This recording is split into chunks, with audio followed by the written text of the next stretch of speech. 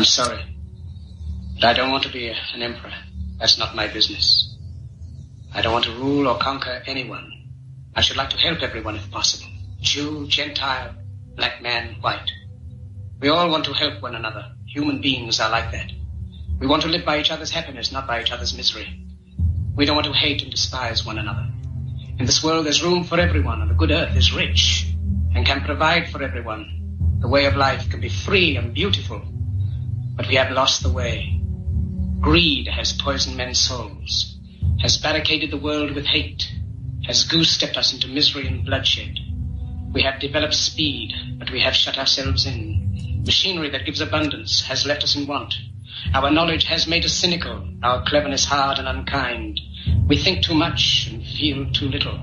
More than machinery, we need humanity. More than cleverness, we need kindness and gentleness. Without these qualities, life will be violent, and all will be lost. The aeroplane and the radio have brought us closer together. The very nature of these inventions cries out for the goodness in men, cries out for universal brotherhood, for the unity of us all. Even now, my voice is reaching millions throughout the world, millions of despairing men, women, and children, victims of a system that makes men torture and imprison innocent people. To those who can hear me, I say, do not despair. The misery that is now upon us is but the passing of greed, the bitterness of men who fear the way of human progress. The hate of men will pass, and dictators die, and the power they took from the people will return to the people. And so long as men die, liberty will never perish. Soldiers, don't give yourselves to brutes, men who despise you, enslave you, who regiment your lives, tell you what to do, what to think, and what to feel, who drill you, diet you, treat you like cattle, use you as cannon fodder. Don't give yourselves to these unnatural men, machine men with machine minds and machine hearts. You are not machines, you are not cattle, you are men. You have the love of humanity in your hearts. You don't hate, only the unloved hate, the unloved and the unnatural. Soldiers, don't fight for slavery, fight for liberty. In the 17th chapter of St. Luke it is written, the kingdom of God is within man, not one man nor a group of men, but in all men, in you. You, the people, have the power to create machines, the power to create happiness. You, the people, have the power to make this life free and beautiful, to make this life a wonderful adventure. Then in the name of democracy, let us use that power. Let us all unite. Let us fight for a new world, a decent world, that will give men a chance to work, that will give youth a future and old age a security. By the promise of these things, brutes have risen to power, but they lie. They do not fulfill that promise. They never will. Dictators free themselves, but they enslave the people.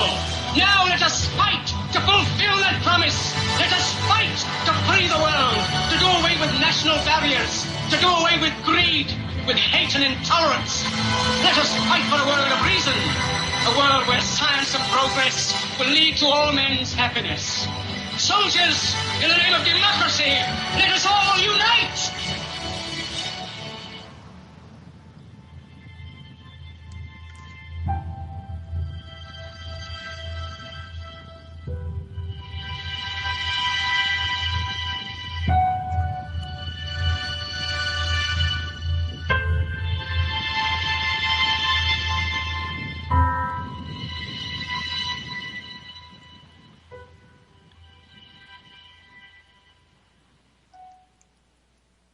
Hello, this is Dinah, Everett, Snyder, and I'll be your host on the Canary Chronicles every Sunday at 11 a.m.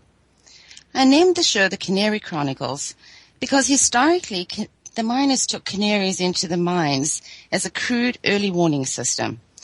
This was to alert the miners to unseen, unknown dangers, such as toxic fumes. So long as the canary was alive and well and moving, the miners were safe, as it were. Today, in this first generation after the advent of the chemical age, which was launched wholesale in the 1950s, all is not well. Today, mankind is the canary, and the world is our mine. Today, humanity is the guinea pig in the corporate laboratory. This is not an alarmist statement, nor is it a conspiracy theory. These statements are facts, supported by a plethora of credible research and metadata and think tank analysis. Today was also not the original start date of the Canary Chronicles. when we had decided to pre-record the shows due to the increasingly frequent and mysterious internet and cell phone blackouts which I've been subjected to over the last 17 months. However, these are, I feel, extraordinary times, and given both the 9/11 anniversary and the current issues unfolding in Syria and the Middle East, I thought it best to just dive in, go live ahead of schedule, because I'm not an advocate of putting things off, and I've been known to jump off cliffs in the past. A recurring theme in my presentations and discussions is the whole-scale corruption of our entire health system, our entire belief system, the entire paradigm that we call our lives and our world. Corruption is everywhere. We seek perfection where there is none. We seek denial when we must face the truth. We seek to blame when we should accept our complicity. We seek solace ahead of experiencing discomfort. We've been fed an unsustainable paradigm in every sense of the logical order of things. There is an interesting saying that I'm fairly fond of, and it's this: it is no measure of health to be well adjusted to a profoundly sick society. And Martin Luther King said, it really boils down to this: all life is interrelated.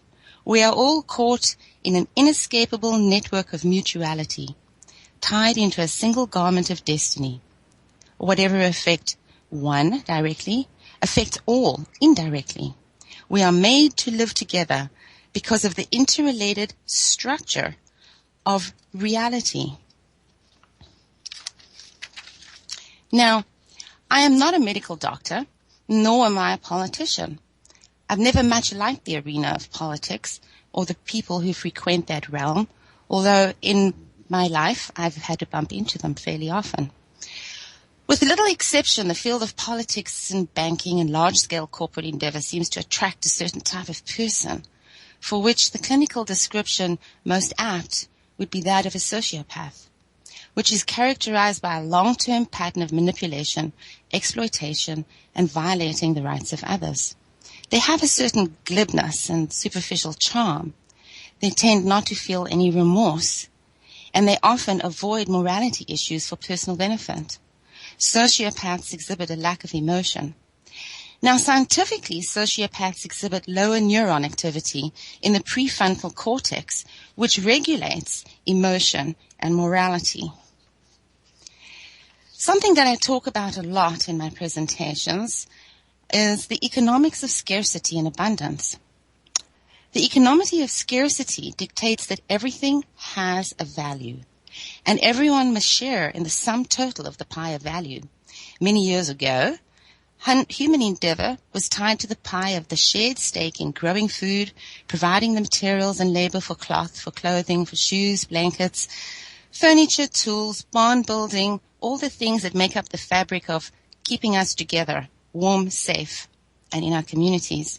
Scarcity dictated the mutually beneficial trade relationship agreements.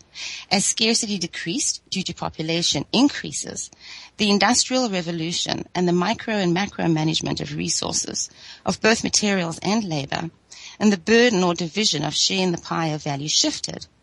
This caused a redefinition of values of materials, labor, and trade relationships and agreements from stakeholders to shareholders and their related vested interests, dictating policies and politics along the way.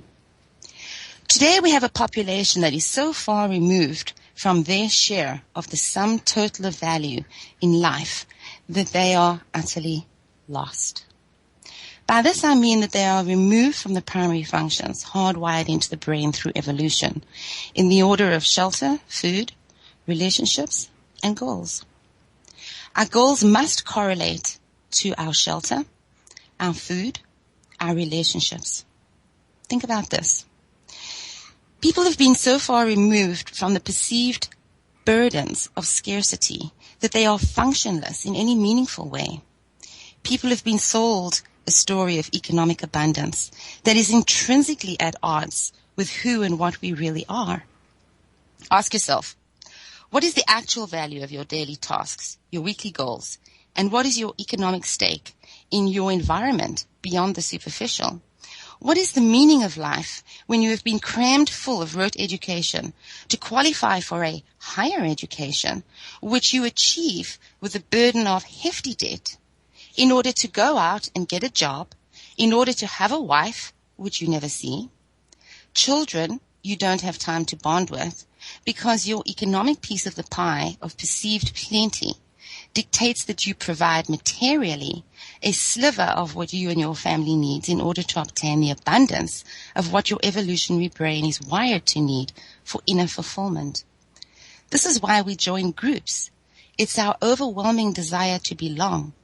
Religious groups, political groups, sport groups, book clubs, Girl Scouts. It starts young, and it's a theme that continues throughout our lives. The inherent desire to belong and have meaning, to draw meaning to our soul. Testosterone dictates the competitiveness in the jungle, and while we've moved out of the jungle, we play the same games without understanding the thought or concept of the provenance or likely outcome. We are a species who has outgrown our usefulness. We are in a full decline, taking government and the corporate infrastructure with us by and large. We can no longer grow food. We have removed from the ability to know how, and our laws forbid it. Our homeowners associations forbid it. Our city councils forbid it. We no longer are able to take care of ourselves, treat and heal ourselves. We have doctors for that. With a corrupt paradigm that is killing us. Instead of fostering relationships and the energy needed to grow food and have a stake in our economic pie, we are entertained by TV and reality shows instead of investing in our friendships and our relationships. Therefore, this abundance economy is a false paradigm. People serve no meaningful function in today's economic prosperity. As the purse strings of the controllers have tightened, the money or false flags designed to simulate our fight and flight response, and in order to corral people into groups labeled, quite simply, us and them. The controllers have merely used the tools that humanity has been hardwired with into new and intriguing mechanisms of control. Under the guise of progress, we have been sold the luster of science and medical breakthroughs, new advances in technology, vaccines, bioag, agricultural science, transgenic creatures, transgenic science, the computer age. Our country and our globe is beset with land grabs and ownership of our water. There's wholesale corruption of the food chain, the standardized role of education. All of these things have made us sick, stupid, apathetic, and fat. We are no longer able to think for ourselves. I want to read you something. It's called The Wealth Inequality in 21st Century, which Threatens Economy and Democracy. The last paper that was put out on this is dated 2005. It's the last statistics that are available. And the domestic trend states, in the late 1700s, issues of fairness and equality were topics of great debate. Equality under the law, equality of opportunity, considered by the framers of the Constitution to be one of the most important aspects of a democratic system. The word equality is featured prominently throughout the document. In the 200 plus years since then, most industrialized nations have succeeded in decreasing the gap between rich and poor. However, since the late 1970s, wealth inequality, while stabilizing or increasing slightly in other industrialized nations, has increased sharply and dramatically in the United States. While it's no secret that such a trend is taking place, it's rare to see a TV news program announce that the top 1% in the U.S. population now owns about a third of the wealth in the country and climbing rapidly. Discussion of this trend takes place, for the most part, behind closed doors and is not available for public perusal. The public does not get to see the data and the metadata that makes this up. If they did, they would be angry, they'd be furious, there might even be riots. During the short boom of the late 1990s, conservative analysis asserted that, yes, the gap between rich and poor was growing, but that income for the poor was still increasing over previous levels. Most economists, regardless of their political persuasions, agree that the data over the last 25 to 35 years is unequivocal. The top 5% is capturing an increasingly greater portion of the pie, while the bottom 95% is clearly losing ground, and rapidly. The highly touted American middle class is fast disappearing. According to an economic journalist, David K. Johnson, author of The Perfect Legal, this trend is not the result of some naturally occurring social Darwinistic survival of the fittest. It is the product of legislative policies carefully crafted and lobbied for by companies and the super rich over the last 30 years. New tax shelters shifted the tax burden off capital and onto labor, from 35% during the Eisenhower years to 10% in 2002. During the deregulation wave of the 1980s and 1990s, members of Congress passed legislation, often without reading it, that deregulated much of the financial industry. These laws took away, for example, the power incentives for accountants to behave with integrity, or for companies to put away a reasonable amount in pension plans for their employees, resulting in the scandals involving Enron, Global Crossing, and others, which of course were well publicized, but gained visibility too late to prevent them. As always, America's economic trends have a global footprint, and of course, we have a crater. Today, the top 400 income earners in the U.S. make as much in a year as the entire population of the 20 poorest countries in Africa, with over 300 million people. But in Africa, national leaders and mainstream media tell us that the only way out of our economic hole is through increasing and endless growth, fueled by the resources of other countries. May I point out again that this is a false, incredibly false paradigm. Something that I want to talk about, I think, at this point, is this idea and this notion of American exceptionalism. It's a phrase that we've heard more and more in recent years. It's a sham, people. It's a fraud and a fake.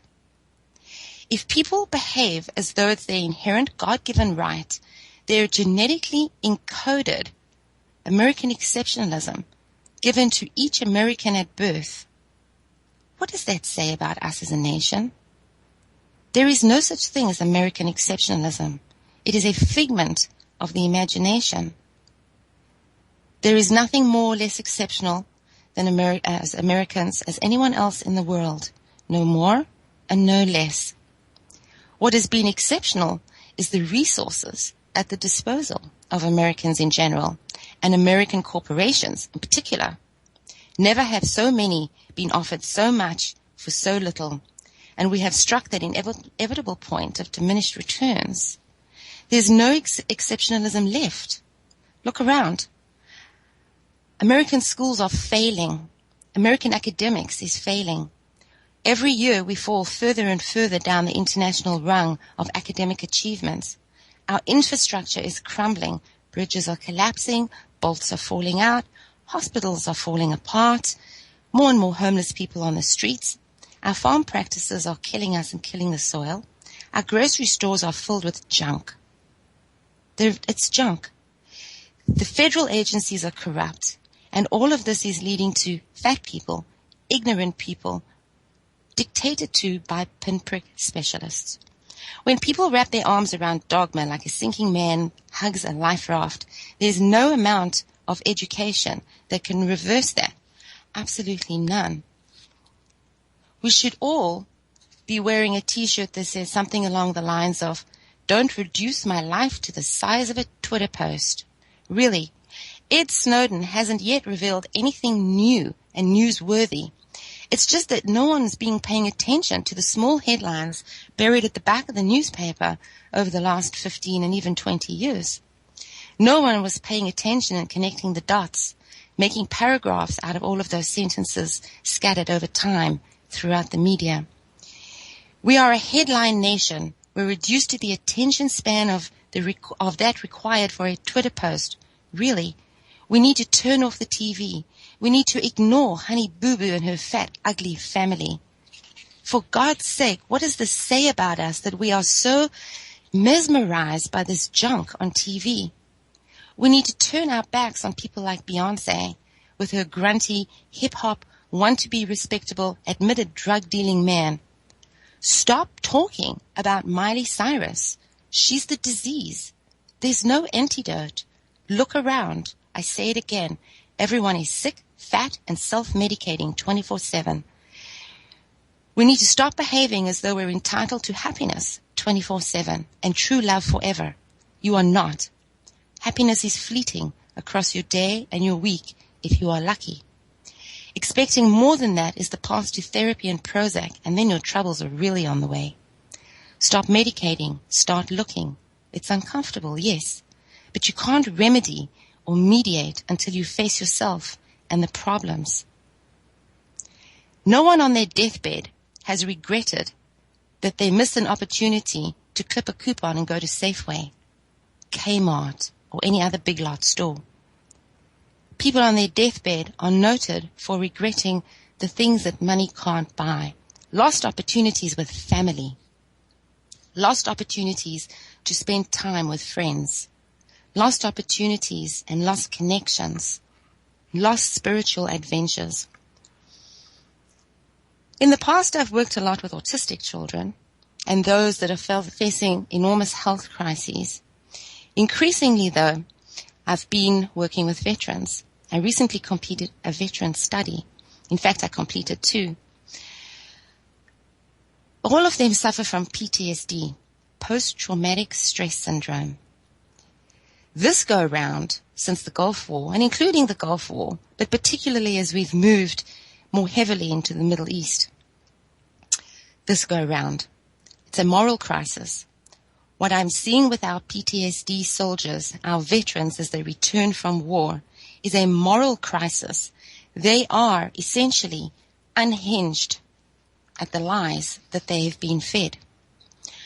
I want to read you something else that was passed across my desk. It was written by someone that I don't know, but the words are really moving. And it goes thus. The time is rapidly approaching when it won't matter which political party you'll give your allegiance to. What will matter far more is whether you belong to one of these 2 groups, preppers or sheeple. Preppers are being labeled terrorists and crackpots because they don't put all of their faith in the current regime, or any for that matter, and prefer to take a good portion of their guarantees for survival into their own hands. We used to call this self-sufficiency and pulling your own weight. We applauded those who did this. These were the ones who heeded the call to ask what you can do for your country. Somehow hyper change has turned that around, and now we are told we must demonize those same people, not admire them. The ones that we now are told are the only ones in their right minds are those who put all of their faith in the regular arrival of their food stamps in the mailbox. The lofty promise that jobs are indeed coming and that the world will know peace if only we can bomb enough foreign nations and send enough drones over forcibly disarmed American citizens. We are told it is all right to go back to our electronic hypnosis devices, our football, soap operas, sofas, and potato chips, leaving our ultimate destinies in the hands of those who were somehow born to know exactly what we need, because we ourselves apparently do not and never will. We are told it is easier to obey our magnanimous, altruistic, and all-seeing elite masters than to think and solve problems for ourselves.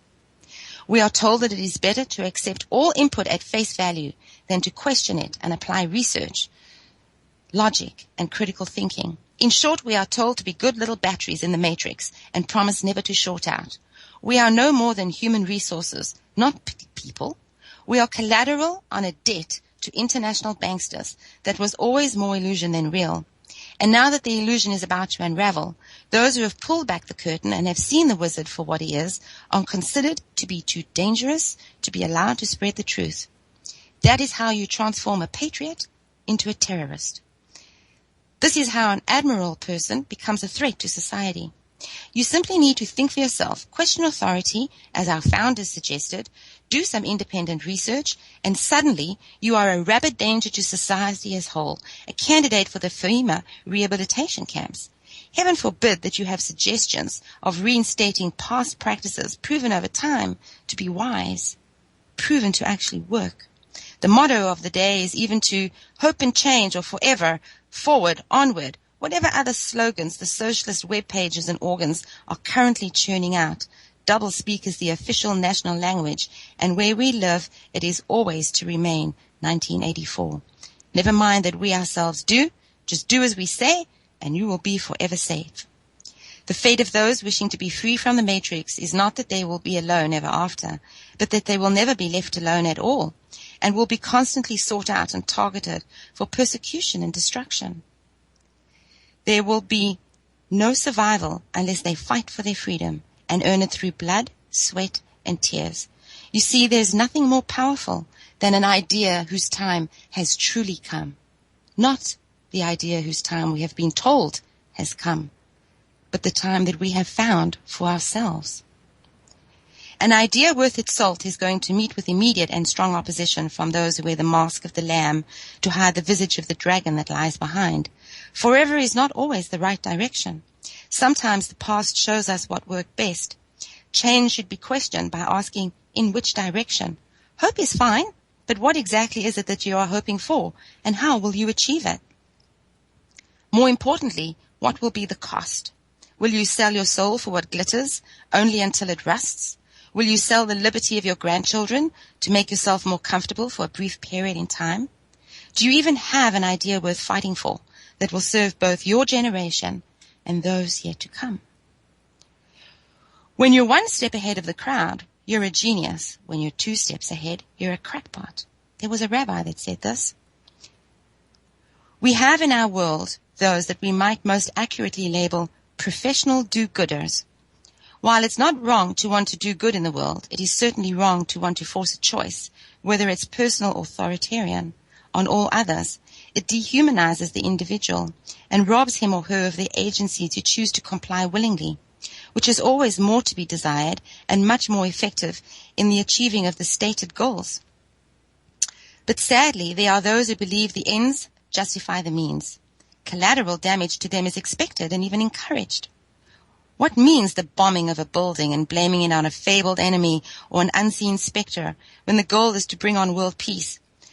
What means has a little hypocrisy and applied psychosis when you want to ultimately serve mankind? How insignificant is the lie that might lead to a surviving remnant who will willingly, indeed blindly, pledge their allegiance to your cause just for the opportunity to belong to something they see as more important than the whole of mankind? How paltry a few bribes or assassinations when you can unite all nations under one global dictatorship that will prevent war? Nothing in the world is more dangerous than sincere ignorance and conscientious stupidity. Martin Luther King said that. I proudly call myself an independent thinker. I accept the label of agitator. Every good washing machine needs a good agitator, I've been told. My motto is making people think, often against their will. You might think that to be hypocritical, since I have previously suggested that forcing others is not acceptable. I do not force a particular behavior upon others. I simply try to put them into a position to consider a viewpoint that has previously been unnoticed or intentionally ignored because it was considered too painful, too unpopular, or too new. Our universities used to be seats of learning and platforms for the exchange of ideas. They have become factory assembly lines for the assembly and installation of propaganda and brainwashing. They have become dens of deceit and temples of mammon. The fiat lucre being more important than the future of the person or the nation or the good of many. Individual recognition within a small group of self-anointed oligarchy being supreme to the will of the people that they have pledged to serve. What then is the answer? The answer is simple. It's to wake up to the full light and reality of day and ask yourself seriously, is the state, the nation, and the world any better off than it was 50 years ago?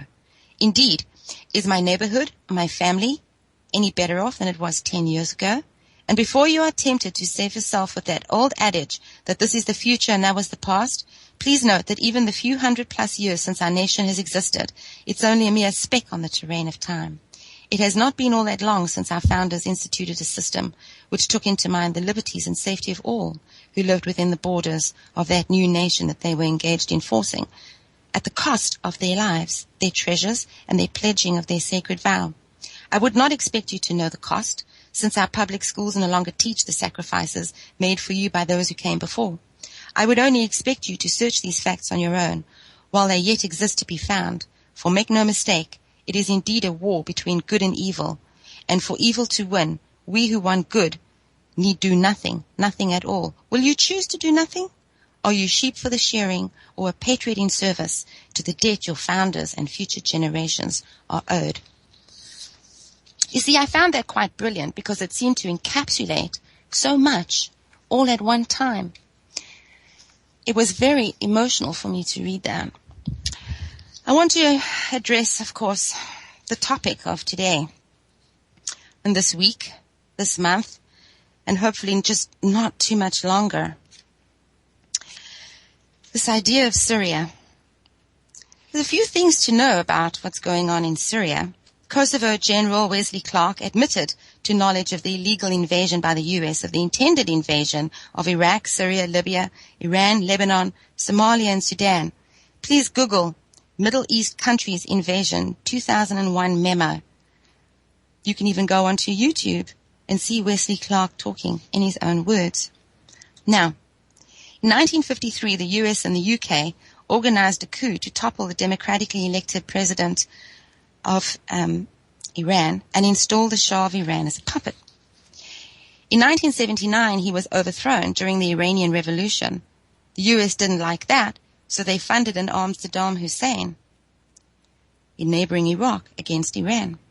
Anyone remember President Bush and the CIA giving Saddam Hussein chemical weapons to use against the Kurds? This was the Iranian-Iraq war, first known as the Persian Gulf War from 1980 to 1983. Documents that were declassified in 2007 state thus: Iraq has used lethal and non-lethal chemical weapons against Iran and mustard gas and tear gas. It has caused military and civilian casualties. Iraq aggressive chemical weapons program in 1981, both mustard and nerve agents. You can look these up on the government websites. They are there.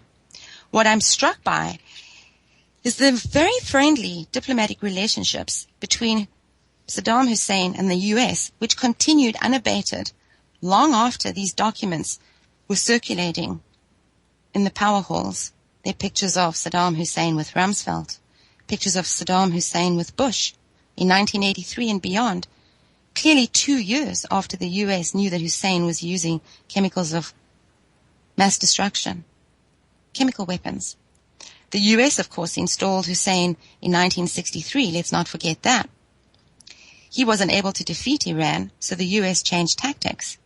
And Bush Sr. said, allowing Iran to obtain nuclear weapons is an unforgivable betrayal of future generations. Yep, he said that. The Mossad and the CIA at that time said Iran is unlikely to be furthering nuclear weapons proliferation. Now they're going after Syria to get to Iran. Of course, there's this whole irksome thing about oil involved. Iran and Syria confronted U.S. with their own defense pact, so the U.S. is running a proxy war. They are arming and funding rebels and others as purchasing fronts. There's this other little matter of a Saudi Arabian prince with the last name Bush. Not really, but Bandar Bush has been his popular nickname. He is a recurring theme since Watergate. You should look that up. Of course, this is about controlling the world's oil supply and protecting the petrodollar, not to mention the vast amounts of rare earth mineral deposits in Iran and the religious differences between the Muslim sects and the Warari, something else you can't see, and be careful if you start Googling it because it'll crash your computer. Funding terrorist rebels to take out uncooperative governments is a U.S. speciality, and they have had lots and lots of practice. As Hillary Clinton was caught admitting in Congress, and I quote, "We kind of have a history of moving in and out of Pakistan, and let's remember here, the people we are fighting today are the same people we funded 20 years ago." And who ran that operation? Well, U.S. National Security Advisor Brzezinski did. He wanted to arm the Mujahideen without revealing America's role. He urged them to redouble their efforts. Again, you can find these videos on YouTube. You can listen to these words in Brzezinski's own persona. It's there. And he says, as he invokes God's name and their shared deep belief in God. I read the transcripts too. And here's one of the other things that he said that I was struck by. That land over there is your land, and you'll go back to it one day because it's yours. He promises that they will have their homes and their mosques back again. And he further says, your cause is right, and God is on your side. Imagine that. He said that. Brzezinski is an acknowledged friend and mentor of Obama. History has shown that these puppets and the dictators that the U.S. installs are utterly disposable, and the very qualities that made them useful ends up being the liabilities that make them disposable. They then become the enemy, dehumanized and dead. This should serve as a warning to the current rebel forces fighting America's proxy war in Syria. These jihadists are not local to Syria, but are a ragtag group of extremists from multiple other countries who openly state that they want to eliminate Syria's secular government and install Sharia law. Sharia-related atrocities committed by the rebels are regular news foddles and easily corroborated. And yet we don't hear much in our mainstream media. This doesn't bother or deter the U.S. Syrian rebels behead Christians for supporting Assad. Not a murmur from the media, not a murmur from the Senate, Congress, or the White House. Let's not forget that we have a Nobel Peace Prize winner in the White House, President Barack Hussein Obama, who some call the Abominator. America still wants and funds these extremists to topple the Syrian government. Collateral damage. That's what civilian Assad supporters are. Why show an account for headless, innocent Christians or any others? Innocence, not a part of U.S. desire, when one can show sarin gas victims to manipulate public opinion. Is it only an outrage? Is it only an atrocity? Is it only a crime against humanity when Congress and the White House say it is? Is this the truth? Is this what we have been reduced to? There we have gun control for regular U.S. citizens, but we have no background checks for presidential candidates or foreign jihadists. You need a permit for a handgun in the U.S. as a citizen, but if you are a jihadist fighting U.S. proxy wars in, say, Libya or Syria, you are given rocket launchers, machine guns, and chemical weapons. No questions asked. I find this rather strange, and this is a problem. This is a problem for the U.S. military. This is a problem for U.S. veterans, as well as active duty members. And the problem is this. How do we justify that the U.S. is fighting religious extremists in Afghanistan and calling them terrorists, while arming them and supporting them, the same groups, in Syria, and calling them freedom fighters? How do you reconcile this? On March 13th of this year, sarin gas was used in Syria, and Israel and the U.S. immediately blamed Syria. This, of course, prompted Abominator's red line. Del Ponte from the UN stated that their investigation showed that it was the Syrian rebels who used sarin gas, not the Syrian government. The Russians concurred after their investigation was concluded. So we can all agree that sarin gas was used. The U.S. supports those that used it, and therefore the U.S. is an accomplice. The U.S. at that time could have and should have withdrawn support from the rebels, but it didn't. Why? Because doing so doesn't support the U.S. agenda. General Dempsey has announced the U.S. was considering the use of force in Syria, business as usual, as if the UN and the Russian report did not exist. On August 21st, yet another Syrian sarin gas attack to frame the the Syrian government and justify a military strike. August 24th, the U.S. announced its plans for missile strikes against Syria, despite the fact that the official story was already falling apart 3 days after the attack. The Syrian army disclosed that they had found a massive chemical weapons cache in rebel tunnels in Jabbar, the suburb where the August 21st attack took place. Footage and witnesses then started to come forward with video footage showing the rebels arming a crude chemical weapons rocket, matching what had been found in rebel tunnels. You need to look at motives, means, opportunity, and evidence, and you need to start doing this independently of mainstream media. The Syrian government has nothing to gain and much to lose by deploying chemicals of mass destruction, by deploying sarin gas, or any of these other things. The supposed intel document that the U.S. released on August 30th is merely a statement of opinion, no more and no less. It is nothing. It is a statement of opinion. It is their opinion, their biased opinion.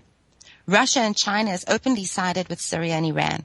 Russia has warned that thermonuclear war could result if the U.S. continues its warmongering path. The power that resides within every American has been usurped by the executive orders, an illegal act in and of itself. Voting alone will not change this, and the people need to start taking back the power which has been taken from them.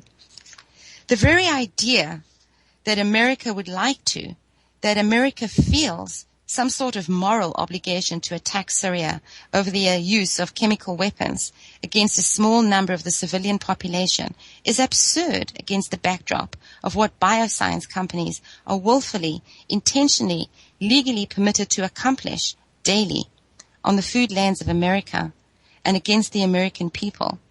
Daily. Did I mention that? Daily. In America and across the world. It is absurd to decide to attack Syria for a chemical weapons attack against its own people. That has affected a really small percentage. I know that sounds callous. But when doing so, American forces and therefore the American people will be using and leaving in their wake of retaliation for crossing some hypothetical red line of no distinction, an enormous amount of depleted uranium across vast swaths of land in Syria. Please be cognizant of the fact that the process would also contaminate our own men and women in the armed forces. Our own people would be exposed to this depleted uranium, resulting in lifelong health consequences that begets a continued burden on military families, their communities, our healthcare system, the VA, and ultimately the American taxpayer. Veterans' children very often feel the effects of their military families' chemical and depleted uranium exposures, resulting in higher than normal birth defects and, again, life health consequences.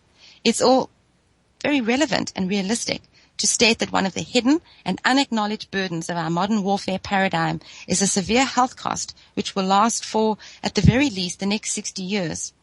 In America, in Syria, this warfare agent exposure from America's intervention and supposed liberation force attack will be far more widespread and far more devastating and much longer lasting to their entire population. By longer lasting, I'm talking about hundreds and thousands, including millions of years.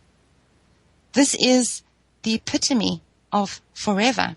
So to recap, the U.S. wants to attack Syria for a local domestic chemical weapons attack, or 2 or 5, whose point of origin has not been determined, by attacking from afar, creating an international war that will absolutely devastate the entire Syrian population and their lands for thousands and millions of years. This is not even an eye for an eye. This is, I kill your entire country for my bowl of spoiled milk. Do you understand how ludicrous this is? Hamish de Breton Gordon, the director of Secure Bio and a former commander of British Special Forces, said that each of the rockets appeared to have been loaded with sarin. And I'm quoting him now. The type of rocket we see in the videos from the scene are fundamentally the same chemical weapon rocket types that have been in the past examined in other contexts, filled with sarin, and were, for example, a part of Saddam Hussein's arsenal. End of quote. So you get that? Sarin gas canisters, exactly like those that were used as part of Saddam Hussein's arsenal. And the provenance of Saddam Hussein's arsenal is courtesy of the U.S. international policies and puppeteering and warmongering. How about the U.S. use of drones? America is flying drones in far off countries, killing hundreds of innocent people. And the U.S. Department's anonymous gray men, a few select terrorists, they say, which have not been arrested, tried against any evidence, and found guilty in any court of law by the U.S. or anyone else, was the likely candidate for extermination in these groups being targeted by drones overseas. But the U.S. and the abominator, on behalf of you, the American people, and me, wants to retaliate against the domestic chemical weapons use in a country that poses no risk, zero threat to either Americans' borders or American soil. Maria Rodale wrote an open letter to Obama against the Syrian war. And because of the kind of backlash that immediately resulted in the mainstream media, I decided to go and actually look up the letter, expecting copious amounts of data. Maria Rodale is the CEO of Rodale Books and a very smart woman. I was surprised that her letter was as common sense, pithy, and to the point. There was no extraneous details, and she admitted to having voted for Obama and wishing him well. You can Google that. It's on Huffington Post right now. Maria Rodale, an open letter to the president.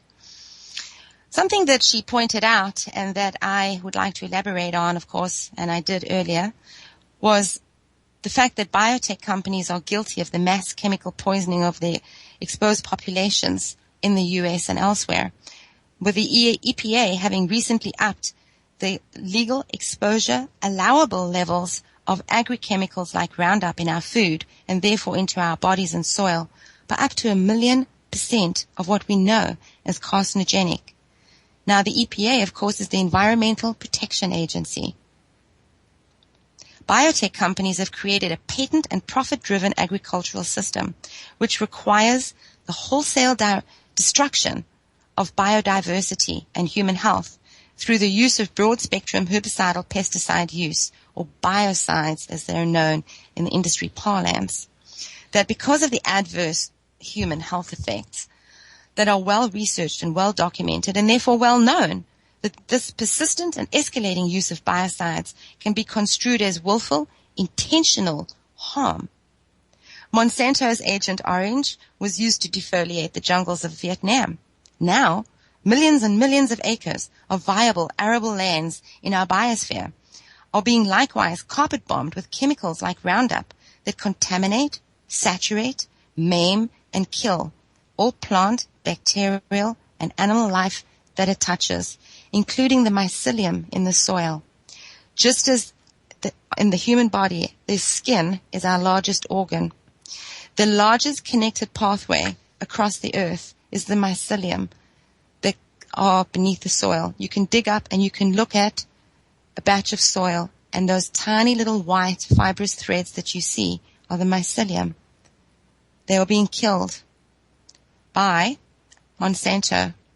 Further, these biocides have, after persistent and widespread use, created virulently resistant superweeds, and in humans they've created super diseases that are totally resistant to antibiotics. We are becoming what we are eating. In an effort to control and kill everything except the genetically modified food crops, Monsanto is resurrecting Agent Orange ingredients like 2,4-D to ratchet up the chemical war against competing plant life, and in the process destroying, in its wake, everything. No hyperbole. I am not exaggerating. These are researchable, documented facts. We understand and know through empirical and overwhelming evidence that these biocides kill. We know that they maim. We know that they cause horrific birth defects. We know that they alter the human genome. We know that they cause infertility, that they cause deformed organs in humans and lab animals. and that they cause lifelong, serious health consequences in humans. All of this is being done in the name of feeding us, which even the World Health Organization has recently pointed out is simply not true. It is not true that GMOs are the answer to feeding the global population. It is also not true that GMOs have higher yields. It is certainly not true that GMOs carry an increased nutritional value. And it's certainly not true that GMOs offer solutions. They do not offer solutions. They offer problems of an enormous magnitude. But all of this chemical saturation and the inferior genetically modified organism proliferation has been done in the name of profit for companies like Monsanto, Dow, Novartis, and others. Profits for shareholders and lifestyles of the rich and famous, for their CEOs and their upper management. This is about control. They are now in a position where they control our federal agencies, in large measure through the multi-tiered system of profits derived from patents, licensing, monitoring, and the revolving door of industry and agency foot soldiers, and control of the food supply. Remember that he who controls the food ultimately controls you. Ultimately, you are controlled by the person that has the food.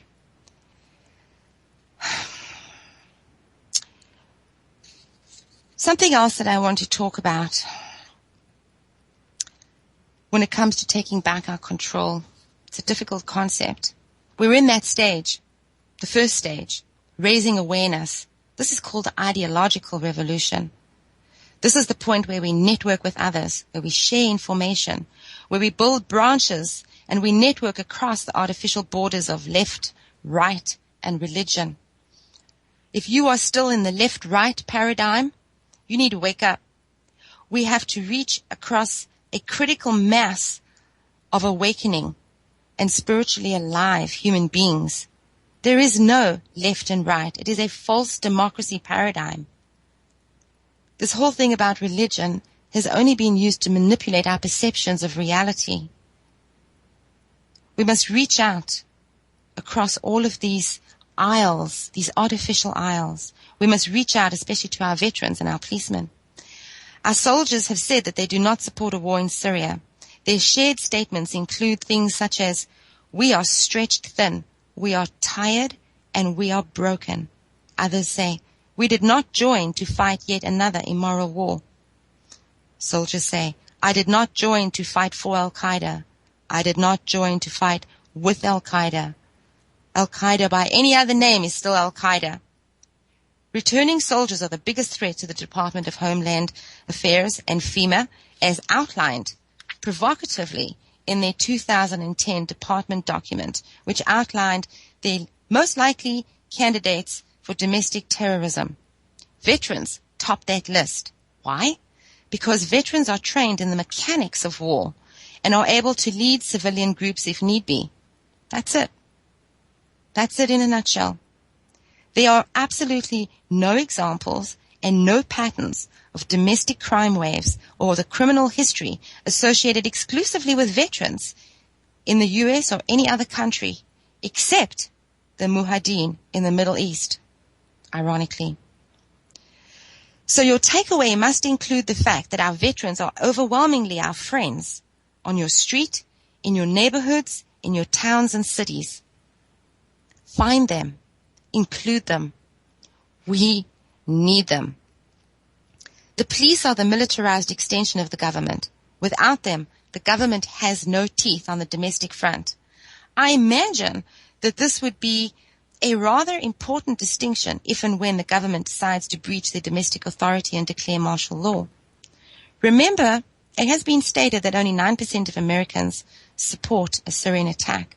91% oppose it, including the military. There is a tipping point in retail, which we write in as 22%, but we are making changes at 17%. So, 91% of people oppose a war in Syria. So who wants this war in Syria? I'll tell you who wants a war in Syria. A handful of narcissistic sociopaths who have overrun our halls of power and hijacked America. I urge you to go to YouTube and see The Road to World War III. It's put out by an organization called Storm Clouds Gathering. You can go to their website. It's stormcloudsgathering.com. They also have a manual there that's called Revolution, an instruction manual. I want to do quickly some naming and shaming. These are the politicians who are pushing, particularly, for a U.S. war against Syria. Menendez of New Jersey, Boxer of California, Ben Cardin of Maryland, Jeanne